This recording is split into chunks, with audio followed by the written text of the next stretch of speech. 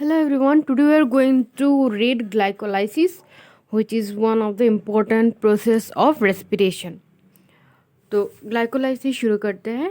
Glycolysis Greek word glykys and lysis. तो glykys जो है इसका मतलब है स्वीट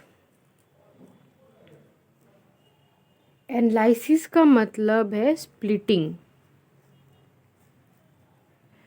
तो अगर हम लोग नेम से देखें तो ग्लाइक्स मतलब glyco indicating glucose and lysis मतलब splitting. There is breakdown of the glucose. ठीक है, तो ग्लाइकोलाइसिस हमारा Greek word glykys and lysis आया है, जहाँ पे ग्लाइस का मतलब है स्वीट और लाइसिस का मतलब है splitting, indicating that breakdown of the splitting of the glucose molecule. तो इसका और एक नाम है जो है एम्डेन मेयरहोफ पाथवे. तो मेन पर्पस क्या है हमारा ग्लाइकोलाइसिस का? Formation of energy currency. Energy currency मतलब फॉर्मेशन ऑफ एटीपी. उसके बाद the synthesis of biological compounds to take part in other metabolic pathway. अगर हम लोग एग्जांपल देखें तो पायरुवेट जो कि हमारा ग्लाइकोलाइसिस का एंड प्रोडक्ट है, एंड ये एंड प्रोडक्ट किस में जाके घुसता है साइट्रिक एसिड साइकिल में.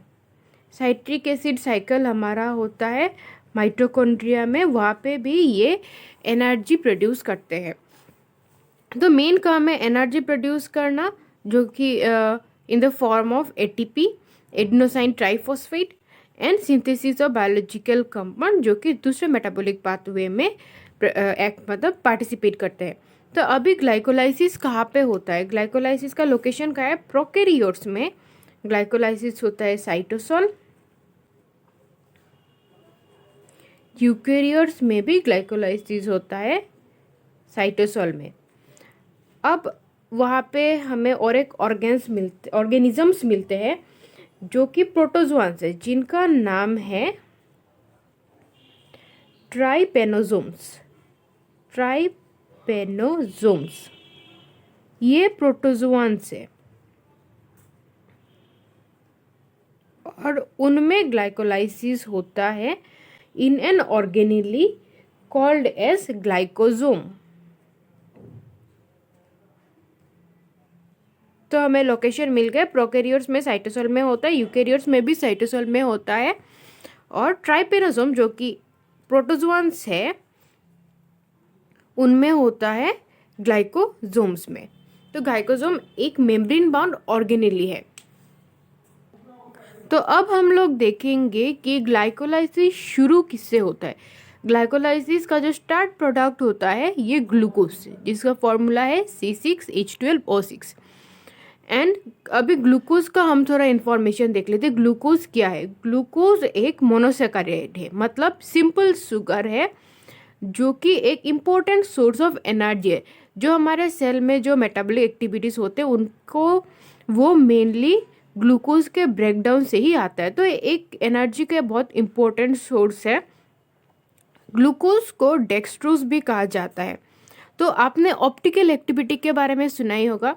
तो यहाँ पे क्या होता है ऑप्टिकल एक्टिविटी में? कोई भी कंपाउंड जो प्लेन पोलराइज्ड लाइट को राइट साइड में मूव कर देते हैं तो इसको हम लोग बोलते हैं डिवोरोटेटरी, एंड जो लेफ्ट साइड में मूव करते हैं उसको बोलते हैं लिवोरोटेटरी. तो ये जो ग्लूकोज जो है वो प्लेन पोलराइज्ड लाइट को राइट साइड में मूव करते हैं, तो वहाँ से उसका नाम आ गया डेक्सट्रोज. ठीक है, तो और ये जो ग्लूकोज मॉलिक्यूल है ये एक एल्डोहेक्सोज शुगर है. तो अभी हम लोग देखते हैं कि एल्डोहेक्सोज का मतलब क्या है. हेक्सोज मतलब एक मोनोसैकेराइड, मतलब एक सिंपल शुगर जिसका जो 6 कार्बन से बना हुआ है. ठीक है, तो हमें भी पता है कि ग्लूकोज का कितना कार्बन है? 6 कार्बन है. अभी एल्डोज का मतलब क्या है?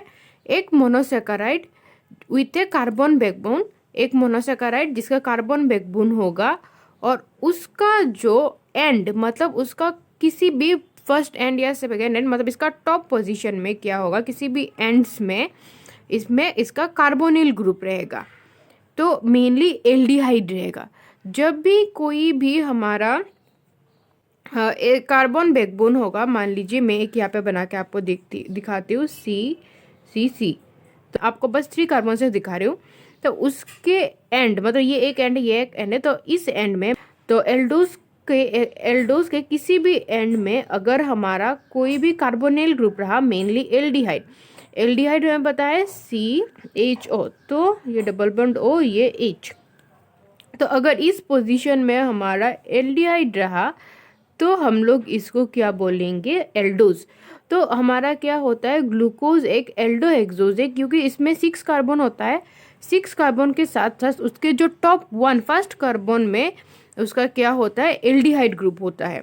तो हमारा जो ग्लूकोज का स्ट्रक्चर है, ये जो ग्लूकोज का स्ट्रक्चर है ये साइक्लिक स्ट्रक्चर है। मैं आपको थोड़ी देर बाद ही उसका जो नॉन साइक्लिक है उसका स्ट्रक्चर दिखाऊंगी, वहाँ पे आपको अच्छे से समझ में आ जाएगा।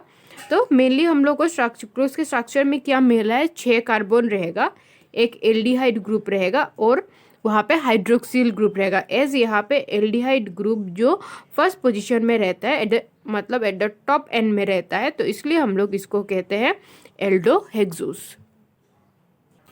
तो मैंने आपको अभी एल्डोहेक्सोज के बारे में बोला है। तो ये देखिए ग्लूकोज का ये क्या है, ओपन चेन स्ट्रक्चर, मतलब नॉन साइक्लिक स्ट्रक्चर। यहाँ पे आप लोग देखिए ये 6 कार्बन है, 1 2 3 4 5 6। तो 6 कार्बन का जो मोनोसेकेराइड होता है इसको हेक्सोज बोलते हैं। ठीक है, तो ये हेक्सोज हो गया। तो अब एल्डोज क्या था, कार्बन बैकबोन के एंड्स में, ये एक एंड है और ये एक एंड है, किसी भी एक एंड में वहाँ पे कार्बोनिल ग्रुप होना होगा जो कि एल्डिहाइड है। तो हम लोग ये क्राइटेरिया यहाँ पे मिल रहा है। सबसे पहले तो ये 6 कार्बन हेक्सोज हो गया और इस 6 कार्बन बैकबोन के एंड में हमें मिल रहा है, फर्स्ट के एंड में हमें मिल रहा है कार्बोनिल ग्रुप जो कि एक एल्डिहाइड है और इसको बनाता है ग्लूकोज को एल्डोहेक्सोज। तो एल्डोहेक्सोज के बाद हम लोग कीटोहेक्सोज देखेंगे। कीटोहेक्सोज एक मोनोसेकेराइड है जिसके कार्बन बैकबोन में कीटोन ग्रुप रहेगा। हम लोग को एल्डोहेक्सोज में एल्डिहाइड ग्रुप मिला और कीटोहेक्सोज में कीटोन ग्रुप रहेगा at second carbon of carbon backbone. इसका एग्जाम्पल है फ्रुक्टोज। तो ये फ्रुक्टोज का साइक्लिक स्ट्रक्चर है और ये है उसका नॉन साइक्लिक स्ट्रक्चर। तो देखते हैं ये कीटोहेक्सोज फुलफिल कर रहा है या नहीं। तो यहाँ पे 6 1 2 3 4 5 6 तो हेक्सोज तो है ही।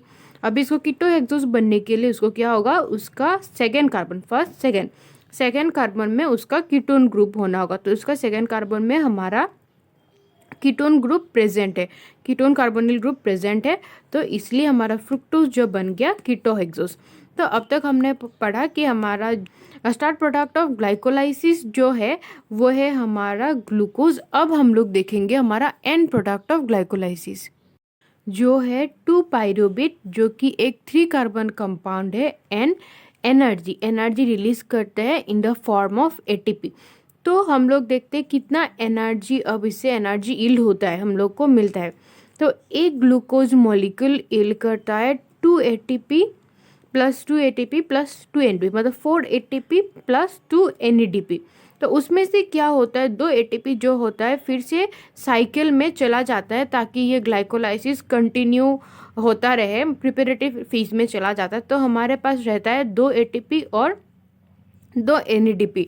जब ऑक्सीजन रहता है, ऑक्सीजन के प्रेजेंस में ये जो 2 NADP है, NADP ब्रेक हो जाता है और एक NADP ब्रेक करके हमें देता है 2.5 ATP। तो अगर हमारा एक NADP देगा 2.5 ATP, तो हमारा 2 NADP कितना देगा, 2 NADP देगा 2.5 प्लस 2.5 तो 5 ATP देगा। तो यहाँ पे ऑक्सीजन के प्रेजेंस में क्या होगा, 2 ATP तो है 2 ATP, तो 2 NADP ब्रेक करके 5 ATP में कन्वर्ट हो जाएगा और हमें टोटल कितना एनर्जी यील्ड मिल रहा है, कितना एनर्जी, वो 7 ATP मिल रहा है।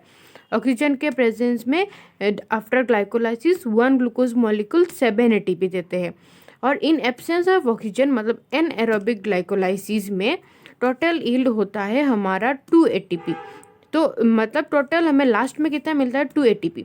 एक्चुअली में तो हमें मिलता है 4 ATP प्लस NADP।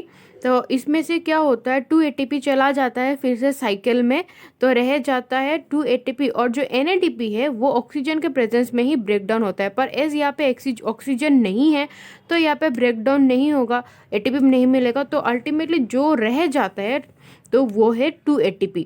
तो कहाँ पे ये हमें एनारोबिक ग्लाइकोलाइसिस देखने को मिलता है, इरिथ्रोसाइट्स RBC में, क्योंकि यहाँ पे माइटोकॉन्ड्रिया नहीं होता है। तो एक तो ऑक्सीजन डिप्राइव्ड सेल, मतलब अगर ऑक्सीजन ना हो तो हम लोग को ऐसा इल्ड मिलेगा, या फिर जहाँ पे माइटोकॉन्ड्रिया नहीं है, क्योंकि माइटोकॉन्ड्रिया में मेनली ये ऑक्सीजन इन्वॉल्व जो इलेक्ट्रॉन ट्रांसपोर्ट चेन या फिर TCA साइकिल ये होता है, तो अल्टीमेटली उससे हमें एनर्जी मिलती है। पर इरिथ्रोसाइट्स में क्या होता है, माइटोकॉन्ड्रिया नहीं होता है, एंड इसलिए वहाँ पे एनारोबिक ग्लाइकोलाइसिस होता है, producing 2 ATP as well as in some microbe जहाँ पे एनारोबिक ग्लाइकोलाइसिस होता है उसका भी एंड प्रोडक्ट 2 ATP होता है।